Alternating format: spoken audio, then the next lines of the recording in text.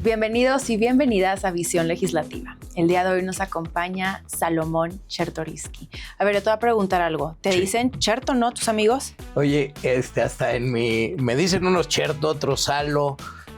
Me han inventado desde la primaria, bueno, era Cherto Whiskies, era Choco Crispies, por eso hasta en campaña decía Salomón o Chertorivsky, como me quieras llamar. Pero a ver, pero en confianza, ¿qué es Cherto? Algunos me dicen Cherto, otros Salo.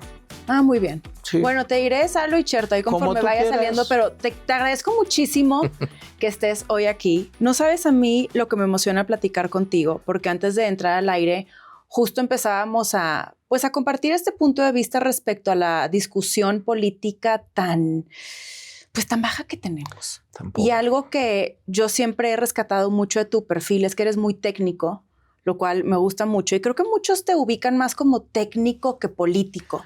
A mí me gustaría primero conocer tú cómo te ves a ti mismo, porque yo lo puedo ver, pero quiero saber tú cómo lo percibes. Pues tienes buen ojo, porque en efecto, a ver, yo toda mi vida lo que quise ser fue servidor público. A mí lo que me apasiona, lo que más me gusta es administrar lo público. Y lo hice 20 años de mi vida. Yo fui secretario de Salud, secretario de Desarrollo Económico. A mí lo que me gustaba era hacer gobierno, hacer política pública. Para eso me preparé, eso estudié y eso lo hacía, pues déjame decirlo, lo hacía bastante bien. Y sigue siendo mi pasión. La política pública, sigo dando clases de eso, escribiendo libros de eso. ¿En dónde das clases? Di mucho tiempo en el ITAM, en el CIDE. Recientemente, el último semestre, di en la Universidad Panamericana, di en el TEC de Monterrey el pasado. O sea, esos perfiles que ya casi no se encuentran. Yo era, como un más nerd. No, sí te digo, yo estudié ciencia política en el TEC y eran como estos perfiles que teníamos muy académicos, muy técnicos, que hoy, pues digo, tú me puedes decir también qué opinas, pero yo casi ya no los veo. Por lo menos no están en las áreas sustantivas. ¿Dónde están hoy? Pues se tuvieron que ir muchos y buscar otras alternativas, porque pues, mira, cuando tú sales y dices con todas sus letras como presidente, dices, a mí lo que me interesa es que sean 10% capaces y 90% leales. Pues es una estupidez, Mariana, porque tú lo que buscas en un servidor público es que sean 100% capaces y 100% honestos, ¿no? No está peleada una cosa con la otra.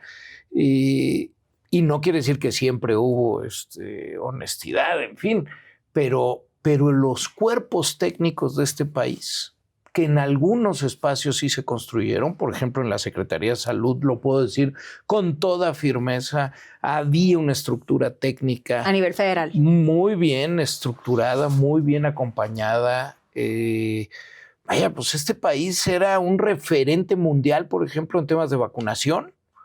Hoy traemos sarampión cuando desde 1996 no había un caso autóctono de sarampión.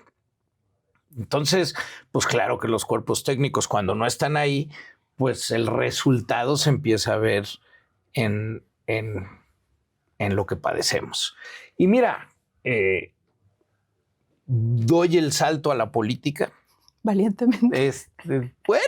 Pues por convicción. Empezaron a haber decisiones del gobierno de López Obrador que me pareció, desde antes de ser gobierno, incluso cuando cancelan el aeropuerto, por ejemplo, de la Ciudad de México, me pareció una decisión no solo absurda, sino falta de todo, de estudio, de entendimiento. Y lo peor de todo es que en el caso del aeropuerto, lo que menos importó era lo que para mí era más importante, que era que se saliera de la Ciudad de México. Esa es la pieza más importante de todo, y todo se quedó en discusiones como mucho más que si Santa Lucía costaba menos, que si había habido corrupción. Bueno, si había corrupción, que metan a la cárcel a los rateros. Si lo otro costaba menos, pues ya llevabas 35% de avance. Pero la cosa más importante estaba en que alrededor del actual aeropuerto viven 5 millones de personas, que ya no es sostenible un aeropuerto en esa zona, y que sacarlo era una oportunidad de desarrollo de todo el oriente de la Ciudad de México, que es la zona más pobre en términos absolutos de nuestra ciudad, y eso no estuvo en la discusión. Y después, cuando desaparecen el Seguro Popular, sin que pasara por ninguna estudio, ninguna validación, cuando había sido una política estudiadísima, Mariana, estudiadísima, más de 1,500 trabajos publicados en revistas bajo revisión de pares, donde se sabía lo que funcionaba, lo que no funcionaba y había que cambiar, era mejorable, lo que había que eliminar. Tenías la evidencia, cámbiale el nombre, pero no destruyas. Y aquí, pues, el error que decía mi abuelita que había que evitar, tirar el agua sucia de la bañera con todo y el niño, ¿no? Mejor primero destruyo y luego averiguo. Y hasta el día de hoy no recuperamos un sistema de salud mínimamente capaz. Quiero platicar de eso con mayor detalle más adelante, pero a ver, a mí me encanta siempre entender y me gustaría, con tu capacidad técnica y reflexiva, comprender ¿a qué te responden estas decisiones? O sea, ¿fueron una improvisación? ¿O mintieron? ¿Qué fue lo que crees que haya acontecido para que se haya decidido algo así? Mira, déjame sobresimplificarlo tal vez, y es que en el caso de López Obrador y de muchos otros gobernantes de su corte,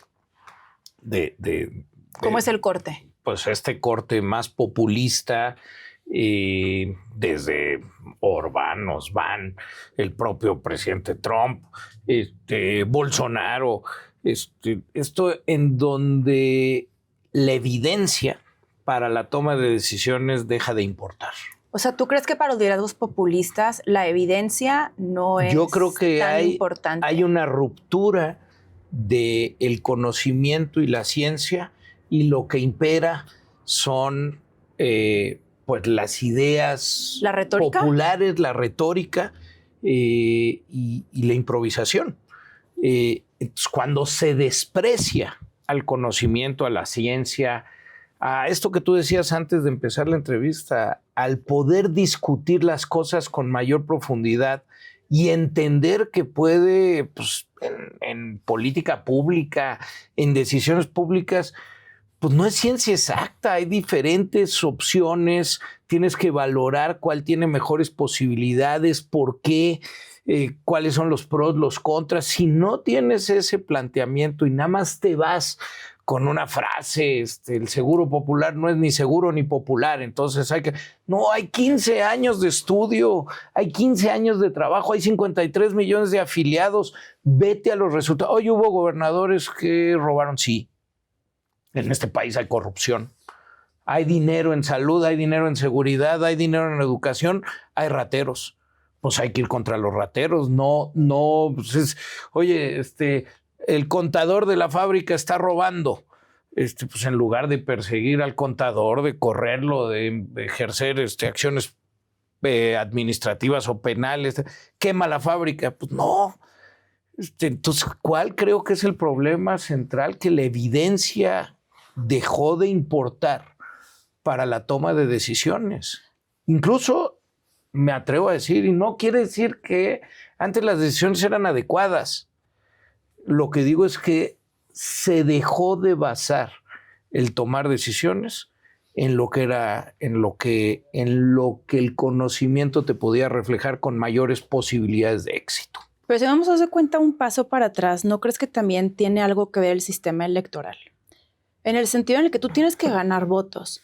Y la ciudadanía, ¿qué tanta importancia le da a la evidencia científica y a los datos? Bueno, pues claro que hay una contradicción, ¿no? Y lo hemos visto, pues, en los últimos tiempos. Digo, solo en Noruega ganas elecciones diciendo que vas a subir impuestos. Sí, literalmente. No, o con debates más a la altura, que es como, ¡ay, qué increíble! Sí, digo, Pero a ver, también habla mucho de la cultura política, ¿no? Sí, y cómo nos educamos como sociedad para tener discusiones más a fondo.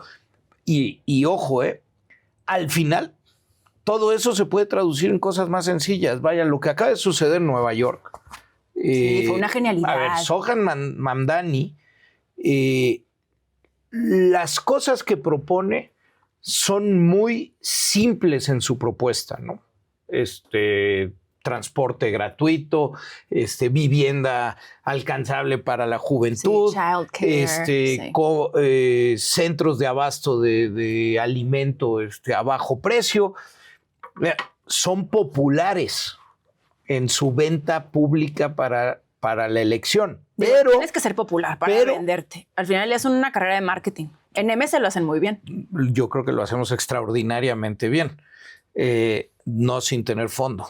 Y eso voy al tema de Mamdani.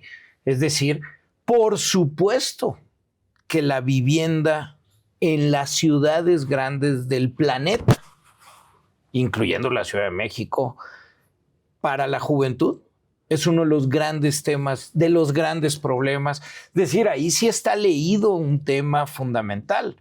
Ahora, vamos a ver si eso puede desdoblarse en buena política pública para que suceda, ¿no? Que yo digo, pues la magia de la política pública está en la implementación, en hacer que las cosas sí sucedan, ¿no? Y en tener el cuerpo técnico adecuado, ¿no?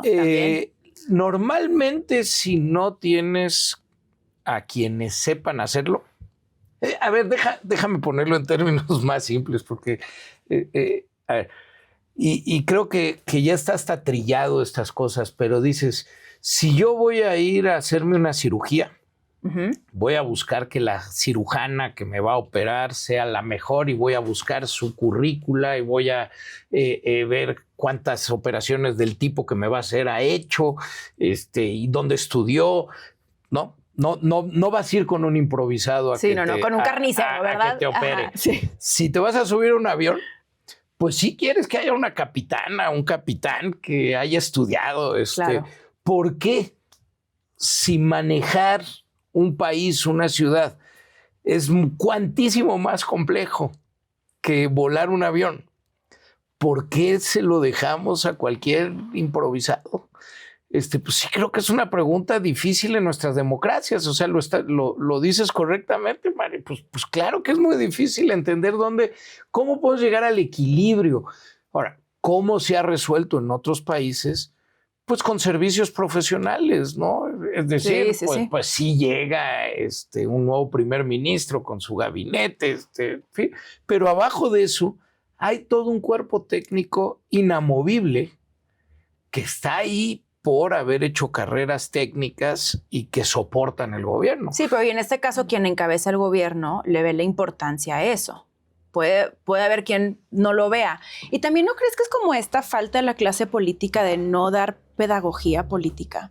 O sea, porque, a ver, tú y yo lo vemos, digo, estudias ciencia política, soy economista. Economista y con tu altísima trayectoria, pues sabes perfectamente la relevancia. Pero luego, ¿cómo traducimos esto para la mayoría?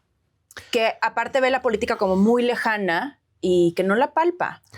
Sí, a ver, yo creo que en efecto ahí los políticos tenemos una responsabilidad de ser más capaces de traducir las cosas de manera más pedagógica y más sencilla.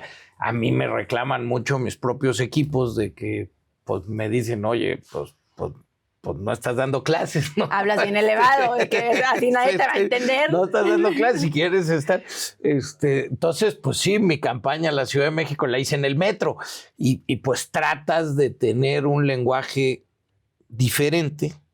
En mi caso, pues no, lo que no puedo es actuar, no puedo. Así soy. No puedo ser que no soy.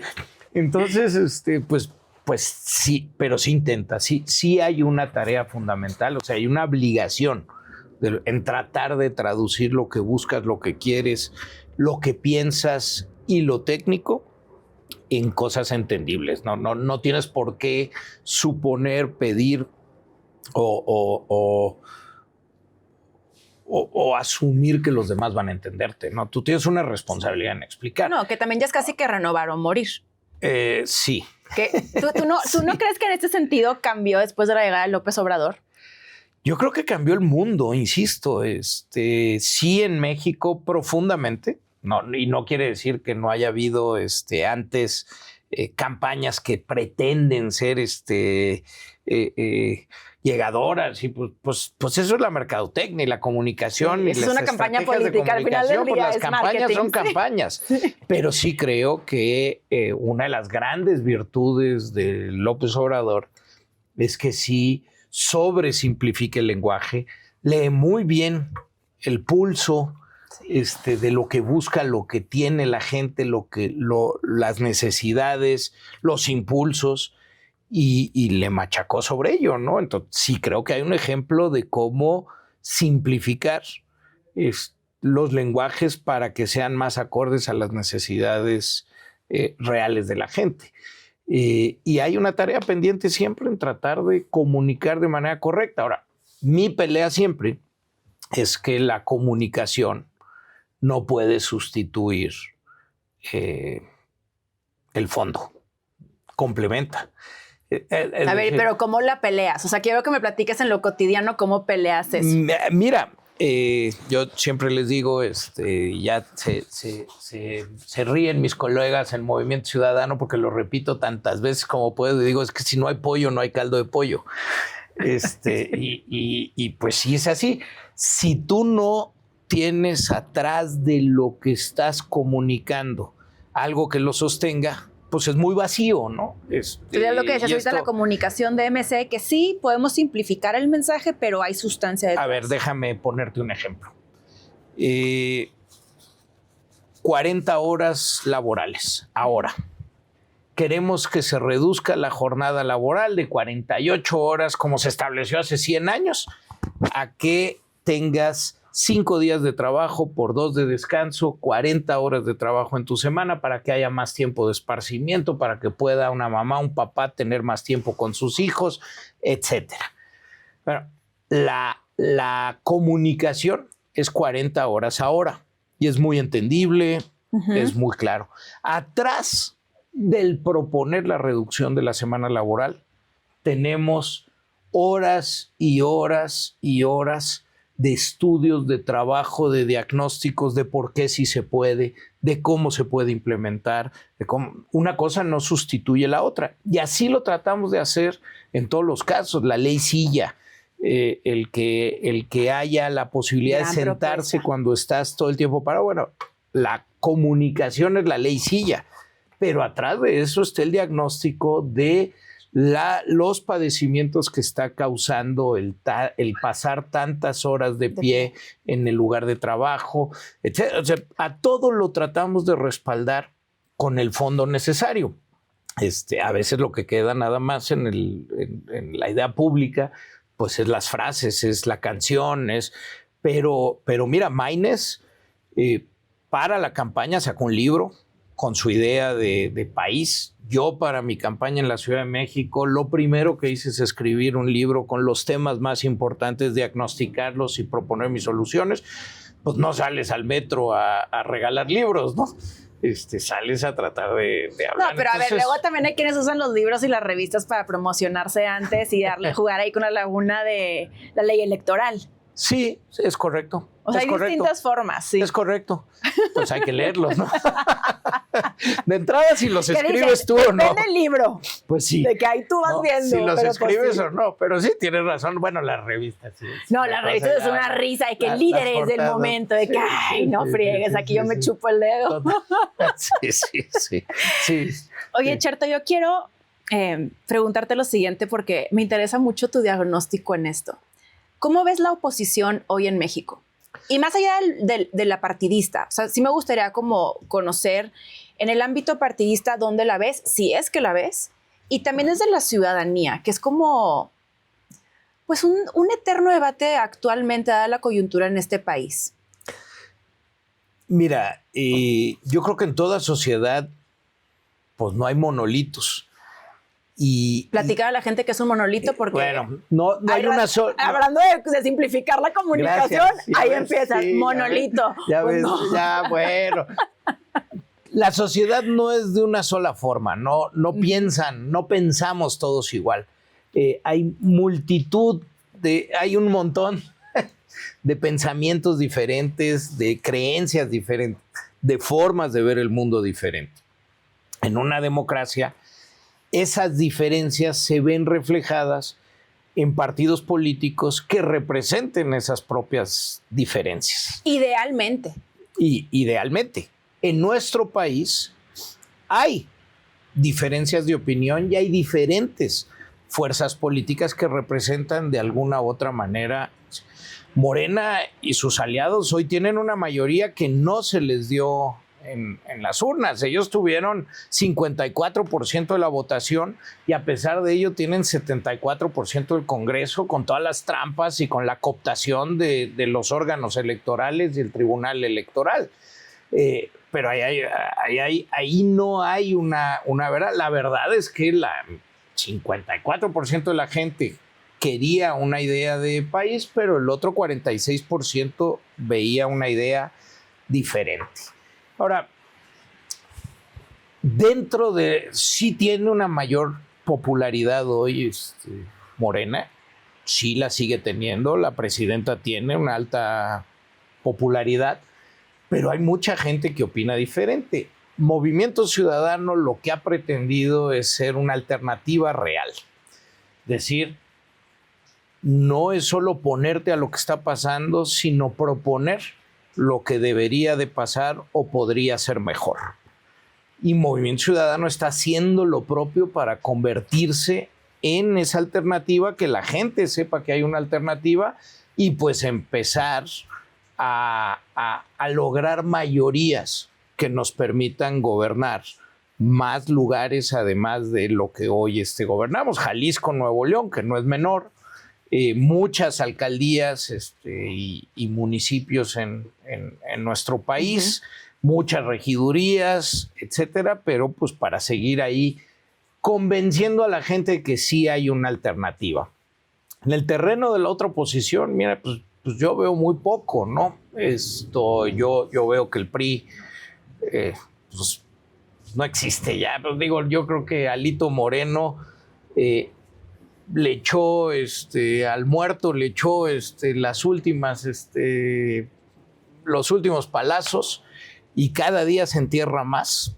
Y en el caso del PAN, pues déjame decirlo así, les deseo que en su relanzamiento tengan éxito. Ellos van por un electorado que piensa de cierta manera, con ciertas ideas. ¿Cómo es? Pues un electorado más conservador. Por ejemplo, hemos tenido diferencias profundas con Acción Nacional desde la legislatura pasada y ahora nosotros queremos legislar la eutanasia, el bien morir, la dignidad ante la muerte sin dolor, el que tú como persona puedas tomar una decisión libre. Sí. Si tienes una enfermedad terminal incurable por la ciencia, si tienes un dolor insoportable y ya no se te puede controlar, que tengas la opción de una salida de emergencia. Bueno, para Acción Nacional, en sus estatutos, eso es imposible siquiera pensarlo. Bueno, ese electorado yo lo respeto, pero pues que les hablen ellos. Yo en Movimiento Ciudadano le voy a decir a mi electorado lo que pienso con toda transparencia y yo pienso que la eutanasia tendría que ser legal en México. Entonces, pues ahí el que sea más conservador va a decir, pues eso no me gusta a mí.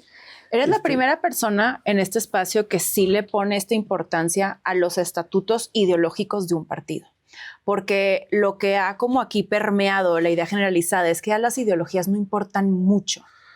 A mí me parece al contrario, ¿no? Yo digo, pues, ¿qué eres? ¿De qué te tratas? Pues No, y no quiere decir que sea fácil explicarlo a veces o que hagamos buen trabajo en explicarlo. No, pero es también tu identidad como partido, de quién pues, representas, sino que eres un Frankenstein ahí habitando nada más por tener votos y sobrevivir. Tal cual, ¿no? Hoy lo discutí hace un ratito, decía, ayer entró en vigor la prohibición de vapeadores.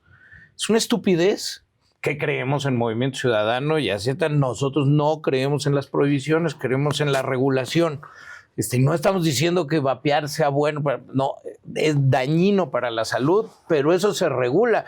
Bueno, nosotros no creemos en las prohibiciones, creo que esas cosas tienen que estar en los estatutos, pero además las tenemos que hacer públicas, como dices, y las tenemos que hablar, las tenemos que decir, porque ahí están las diferencias para que la gente pueda tomar sus mejores decisiones. ¿Por qué crees que hoy pareciera que no es tan importante, inclusive en el espectro ideológico, como pues nada más es sobrevivir para tener votos? Yo también lo veo con ciertas discrepancias de considerar que el gobierno actual es de izquierda, pero a la hora de ver una política, digo, eso es muy de derecha. Sí. ¿Por qué pareciera que se desdibujan estos límites ideológicos? Mira, es una gran pregunta. Yo creo que hemos sobresimplificado. Por un lado, se ha sobresimplificado con las salidas mágicas. ¿Cómo son estas las salidas mágicas? Pues las salidas mágicas, toda la culpa la tienen los migrantes. Y si ya no hay migrantes y los sacamos, los empleos regresarán y las fábricas. O sea, la retórica populista de Manuel. Esa yo creo por un lado. Y por el otro, yo creo que en países como el nuestro, las necesidades básicas son tan obvias, Mariana, déjame decirlo así, que pues para eso pues no tendría que haber ideología. Hay que tener resultados para la gente, déjame decirlo así. Pero en la ejecución sí, oye, ¿no? Que haya vacunas en un país, pues no es ni de derecha, ni de izquierda, ni ideología. Un país tiene que tener vacunas. Es como básico. Es como básico. El Estado tiene que, Si no hay vacunas, pues yo lo que estoy preocupado es porque voy al centro de salud y no puedo encontrar la vacuna, la triple viral para mi hijo, que es pequeño. Bueno, eso es lo que me preocupa. Oye, si tú eres de izquierda, de derecha, yo no sé, pero lo que quiero es que haya vacunas. Y yo creo que cuando las necesidades son tan obvias, insisto, pues ahí ya no me importa la ideología, me importan los resultados y me importa que me resuelvan lo que me tienen que resolver. En efecto, tú como politóloga podríamos tener una discusión más profunda de que el cómo lo pienso resolver lleva a tu ideología, ¿no? Eso no va a pasar aquí, no se preocupen, porque sé que van a dejar de verlo. Digo, me encantaría, pero no. No, pero en efecto, o sea, la salud debe ser pública, debe de haber más participación privada, ¿hasta qué grado, en qué áreas? Sí, o luego hablar de la desigualdad, de la pobreza, cómo cambias eso. Como los impuestos, debe de haber Movimiento Ciudadano, por ejemplo, que esa es otra de las diferencias grandes. Hemos hablado abiertamente de la necesidad de una reforma fiscal. Sí. Eso no le gusta a nadie discutirlo, pero ¿cómo vamos a tener el sistema de salud, el sistema de educación que necesitamos, la infraestructura que necesitamos? Oye, en esta ciudad, en el país, el drenaje, el agua potable se cae a pedazos. ¿No? ¿Cómo vamos a tener eso si no hablamos de cómo vamos a tener ingresos? Claro, pero luego también ahí se topan con otros factores que a lo mejor no toman en consideración. Yo te digo como neolonesa, a mí me emocionaba mucho esa propuesta de Samuel, el paquete fiscal. Murióse. Sí. Es un tema que ya no... Y es porque difícil. Entonces a lo mejor te vas dando cuenta que a la hora de gobernar no te puedes poner las patadas con Sansón. Digo, estoy yo asumiendo que esa fue una lectura. Es correcto. Y hoy Samuel, si estuviera aquí con nosotros platicando, te diría, por eso me he dado cuenta que tengo que ser presidente. Ay. Bueno, él te lo diría. Eso dicen todos. Y luego también por eso justo pues, se justifica la mayoría calificada. Porque yo también me doy cuenta que para llevar a cabo mi proyecto requiero las 2/3 partes. Porque es lo mismo. Sí, bueno, tienes un punto. Pero lo que creo es que debo de tratar de, en el diálogo, en la discusión, de a de veras convencer al otro. Claro. ¿No? O sea, ahora que tú no necesito mayoría calificada para tratar de transitar una idea. Se puede generar consensos. Tenemos la capacidad de discutir. Si yo puedo hablar con lo que opino y tú estás dispuesta a escucharme, yo estoy dispuesto a debatir alguna idea que tengamos encontrada. Si yo te argumento, tú me contraargumentas. Si podemos encontrar un común denominador. Digo, otra vez ya me estoy... No, está bien, está bien. Pero yo digo... No te estás elevando, está muy bien. Hemos perdido la capacidad de diálogo, de poder dialogar entre diferentes opiniones. ¿Cómo perdimos esa capacidad? Porque es algo que todos los que han estado en este espacio del lado de la oposición o como ustedes lo denominan alternativa política, sí, dicen lo mismo. Pero yo quiero entender qué pasó. Pues yo creo que cuando no necesitaron dialogar. Pues, es decir, a partir del 97, a partir de 1997, en el Congreso no hubo una mayoría que pudiera por sí misma tomar las decisiones. Y eso te obliga a discutir, a negociar y a llegar a acuerdos. Totalmente. Cuando ya no necesitas dialogar, pues no es que pierdas la capacidad, es que pierdes el interés en dialogar, que es muy triste. Que aparte no necesitas, que también es la manera en la que están estructuradas las reglas. O sea, es una falla del sistema, podríamos decirlo así. Pues no. A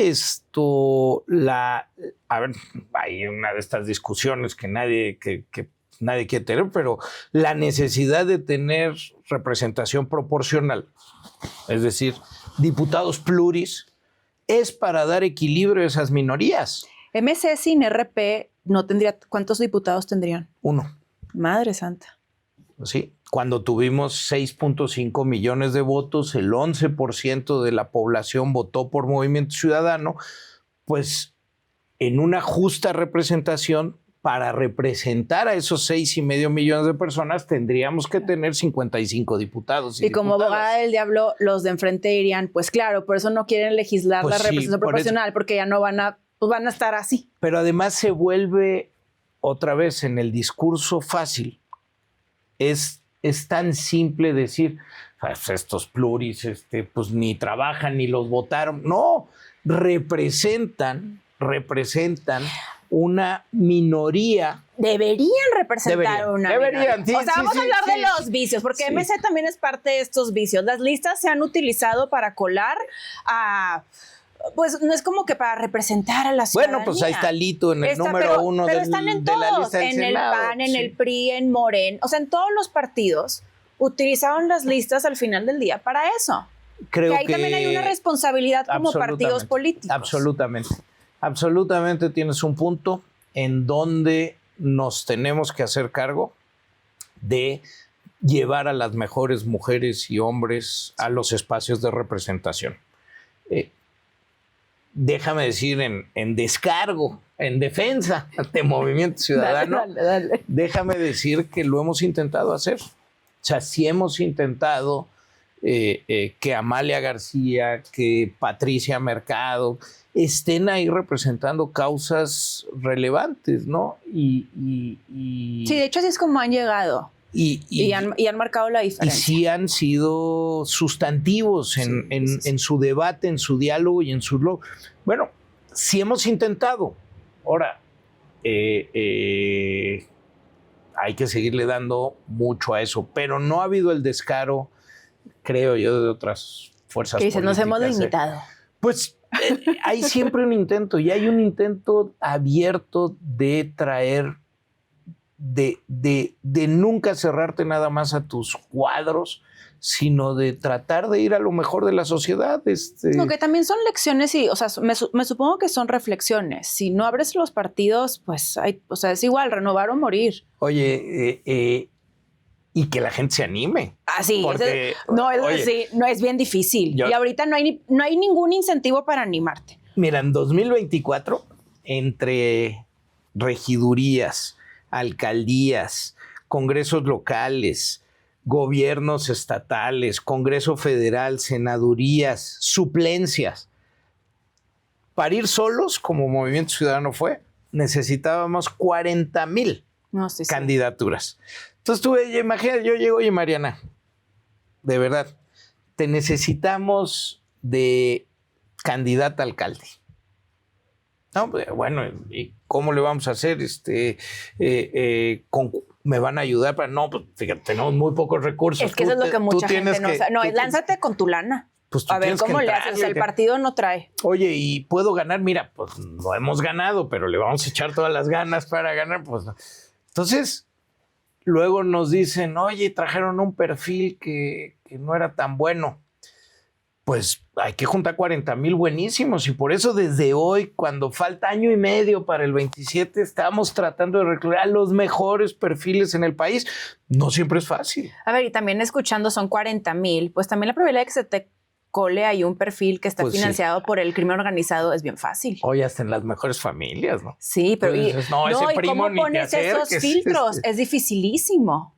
Se intenta. Pero es muy difícil. Tienes que para tratar cualquier de ser partido muy político estricto, es muy difícil. Pero entre la diversidad de este país, no es sencillo tener a los mejores y a las mejores para cada uno de los espacios. No, y también porque son requisitos que debes cumplir para seguir con el registro vigente. Además hay muchas cosas, ¿no? Sí, porque o sea, es lo que luego muchos no dimensionan. Hay reglas ya que donde te fue muy bien tienes que ponderar con o tienes una muy buena candidata, no, ahí va hombre. O al revés. Sí, las fórmulas, las cuotas y demás. Entonces, sí, nos hemos puesto reglas todavía más complejas para cumplir con estos 40,000. Pero hay que hacerlo, y hay que hacerlo de la mejor forma posible. Te quiero hacer una pregunta que es como, ¿qué prefieres? ¿Qué te preocupa más? ¿La concentración de poder o la incapacidad técnica? Es uno de los dos. Sí, te iba a decir, no sé si es una dualidad, pero me preocupa la concentración de poder más. Sí. Porque creo que cuando hay diferencia, esa diferencia te lleva y te obliga a hacer las cosas bien y no hacer lo que quieras con quien quieras. ¿Y cuál es tu diagnóstico de la concentración de poder hoy en México? Pues, a ver, el Congreso con trampas, con toda firmeza. Gobernadores de Morena, lo que diga mi jefa. ¿En serio? Bueno, tal vez no. Porque luego ahí está el matiz de la concentración. No. O sea, es como ese tejer muy fino. O sea, sí está muy concentrado. Yo en Morena veo muchos morenas. Yo creo que... Ya no está esta verticalidad. Yo creo que ahí puede haber diferencias, pero todavía puede haber manotazo, ¿no? ¿Tú crees? Yo creo que todavía lo hay. Ojalá. Pero luego ojalá se permitiera su democracia interna, pero pues no lo permitieron nunca. Pero pues en ese sentido luego con el manotazo tienes más concentración de poder, ¿no? Claro que tienes más concentración de poder, pero sigue habiendo eso. Okay. Venimos de un país súper presidencialista. Sí. Y pues... Es la tradición. Pues lo que conocemos. El tlatoani, ¿no? Sí. Se sigue reconociendo. Pero por supuesto que y un intento en Movimiento Ciudadano siempre está en tratar de abrir el diálogo, en tratar de escuchar, en construir desde lo local. Sí, que ha sido su apuesta. Ha sido la apuesta. Que es como realmente la oposición en México surgió, que le apostaron a lo local. La oposición... O sea, en su momento, pues no. Sí. El PAN. El PAN construyó en Baja California, en Chihuahua. Que fue vete a lo local y después ya vas por supuesto. Pensando en grande. Sí, la izquierda tuvo espacios mejores en su momento. ¿Ustedes comparten esta lógica? Nosotros somos socialdemócratas. A ver, tienes que bajarlo porque... Trato de explicar el mejor equilibrio posible entre los derechos individuales, la libertad individual y el interés colectivo. Es decir, cuidar las libertades de la persona, pero cedes un poco para poder construir un mejor espacio común. Un ejemplo de eso es cobrar impuestos para que pueda haber un sistema de salud público que sí le llegue a todos. Que si ahí también te van a decir, ¿para qué me cobras más impuestos si los resultados son los que tengo actualmente? O sea, es una falla también de la clase política. Tiene política. Absolutamente razón quien te lo diga. Y la tarea que tenemos es, cuando hablamos de una reforma a la hacienda pública, una reforma fiscal, es no solo los ingresos, sino en qué lo voy a gastar. Pues por supuesto. Pues sí, se tiene que explicar así. Por supuesto, y tienes razón. Pues sí, hay todas las dudas. Oye, pues si doy dinero para que se lo roben. Totalmente. O para que tiren dinero en una refinería que no refina. Pues sí está. A ver, y este es un reclamo hacia todos los partidos políticos. No. O sea, hacia todos, porque, pues sí, donde gobiernen son cosas que hemos visto. Sí, hay quien lo hace mejor. Yo puedo defender hoy Jalisco y Nuevo León. Lo hacen mejor. Pues se ha gobernado mejor y los resultados ahí están. No lo digo nada más por querencia, lo digo de verdad por resultados, ¿no? Quien vea de lo que he estado mencionando varias veces, los sistemas de salud. Bueno, en Nuevo León y en Jalisco se sigue atendiendo el cáncer en infantes con toda fuerza y sigue habiendo sistemas de salud que cubren para cáncer de mama es gratuito, ¿no? En Nuevo León y en Jalisco y para menores de 18 años. Sí, eso me pues hay sistemas de salud mejor armados porque no se entregaron al invento. En fin, pero bueno, no podemos hablar a fondo, pero yo sí me siento orgulloso de los dos gobiernos que hoy tenemos, ¿no? Platícame qué errores ha cometido Movimiento Ciudadano. Yo creo que en esta selección de personajes, pues de repente se nos han ido personas que nunca debieron de haber, Tú dilo como es. Que no debieron de haber estado involucradas. Digo, ya platicamos que es muy difícil, en fin, pero pues hay espacios de alta visibilidad que no tendrían que haber estado. Yo mismo he cometido esos errores. Y creo que sobre todo en el 21 y en el 24 no fuimos capaces de explicar a profundidad por qué era un engaño eso del voto útil. ¿Por qué no estábamos con Morena? ¿Por qué sí éramos una alternativa? Porque hubo una parte de la población, que sí tuvo la duda de si Movimiento Ciudadano no debía de ir con una o con la otra alianza, porque íbamos solos. Esa parte, ¿quién es esa parte? Porque me supongo, ya la tienen bien estudiada. ¿Qué cosa? O sea, demográficamente esa parte de la población, ¿quiénes son? Pues era una parte que estaba en la oposición. Ok, en la oposición que decía Morena, todo. Que decía lo que sea para derrocar a Morena. Movimiento Ciudadano le está haciendo el juego. Y creo que nos faltó capacidad para mostrar. Lo tratamos de hacer muchísimo. Yo te digo, yo me sentaba, explicaba, mostraba gráficos, pero creo que no fuimos capaces de decir mucho más fuerte. Mira, a mí me pasaba una cosa, ya estoy haciendo una infidencia, ¿no? Pero fueron 3 debates en la Ciudad de México. Uh-huh. Cada que hubo debate, al día siguiente, no dicho por mí, dicho por los diarios, por las encuestas que se hicieron, por especialistas, pues gané los debates. Yo tenía las propuestas más claras. Sí, el argumento tal cual. El argumento mejor. Ganó el debate. Pero no puede ganar. ¿Por qué no puedes ganar? Pues si ganamos y muchos piensan que es el mejor. No, pues mejor que decline por uno. No. Nos faltó capacidad de convencer y demostrar lo que podía ser diferente. ¿Y crees que ahora lo pueden hacer diferente? Yo estoy convencido que ahora la viabilidad ahí está, porque se demostró que teníamos razón. A ver, ¿cómo fue esto? O sea, ¿qué pasó para que eventualmente ya inclusive ese discurso hoy en día cambie? Pues de porque entrada, sí cambió, del 24 acá yo sí veo que cambió. Oye, nada más hay que ver los resultados de Durango y de Veracruz. Claramente Movimiento Ciudadano es la segunda fuerza, es quien le compite de los municipios de Veracruz.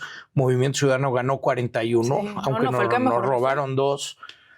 Ahí está. ¿Por qué? Pues porque la gente se dio cuenta que mucho en esa alianza pues no era la solución, que fue una pantomima, pues que no sirvió para detener la reforma judicial, al revés, que se fueron.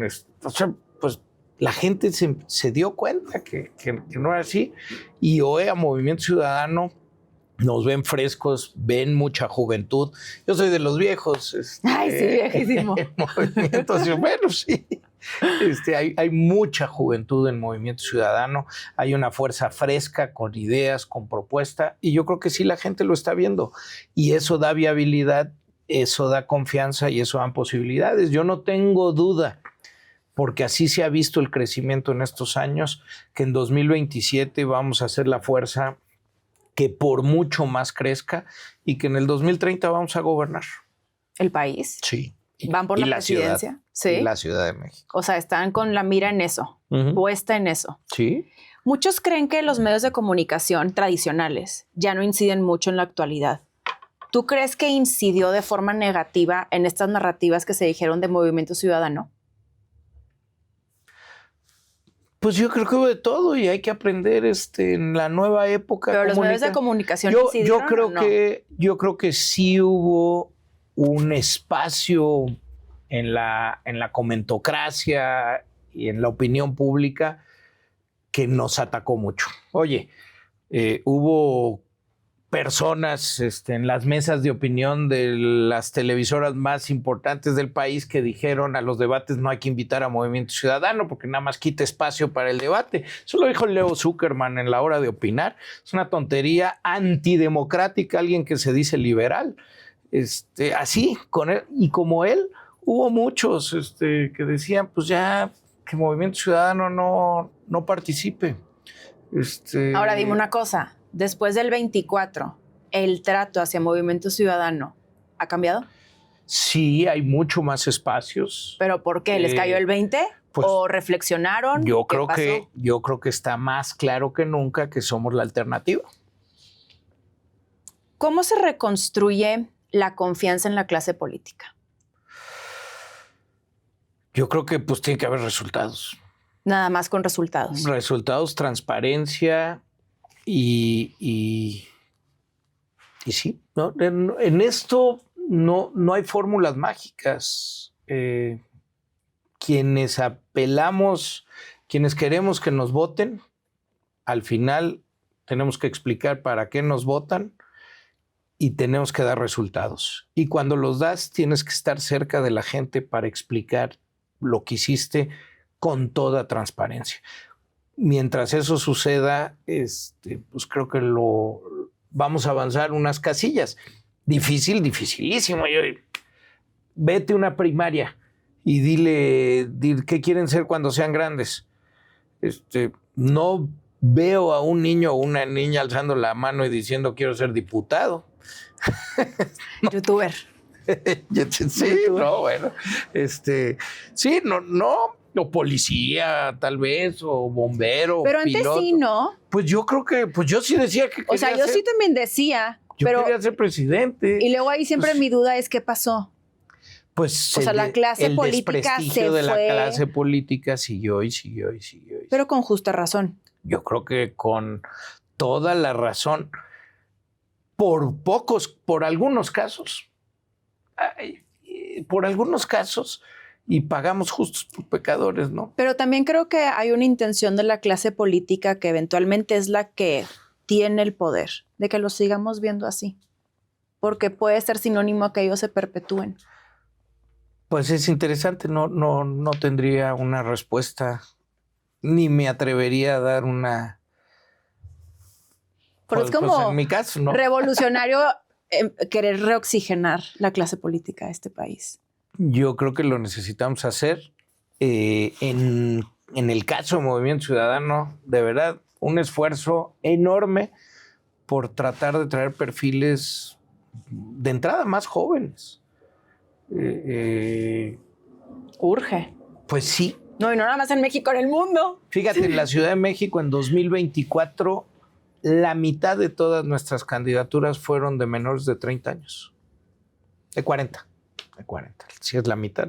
Pues no, muy jóvenes. Muy jóvenes. Y muy jóvenes que incluso ya van en su segunda elección, en su segunda campaña.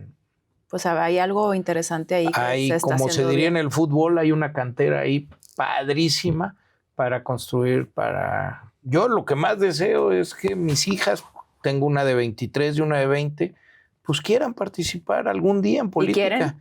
Hoy no. Hoy no. Y no te ven a ti como algo antagonista de que, ay, ¿por qué estás ahí? Como bicho raro. Sí. Pero como han estado desde chiquitas conmigo en la calle, pues saben también el alcance y lo que se puede hacer cuando lo haces bien.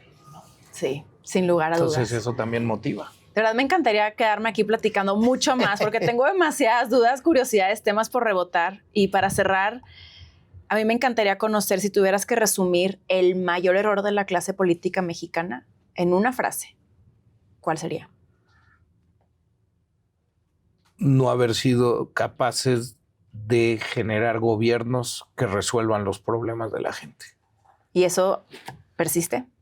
Pues eso está peor que nunca. ¿A nivel federal y local? A nivel federal y en casi todos los espacios locales. Mira, vas a decir, menos en los que gobierna Movimiento Ciudadano. Bueno, típico. pues ¿qué hago? Pues sí. Todos vienen a promocionarse así, qué bruta. Pues sí somos, pues sí.